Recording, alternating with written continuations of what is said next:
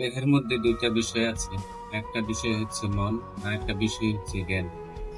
যারা মনের ধারায় চলে তারা কুকর্ম করে পাপের দেশে চলে যায়, আর যারা জ্ঞানের ধারায় চলে তারা কুকুবচনা করে তারা পুণ্য দেশে যায়।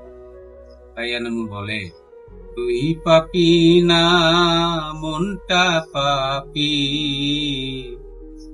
জেনে নে ভাই জেনে নে। তুই পাপি না মনটা পাপি, জেনে নে রে জেনে নে।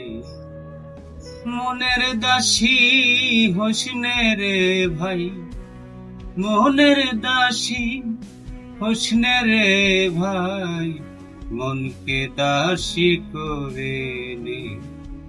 মনের দাসী হোসনে রে ভাই, মনকে দাসী করে নে।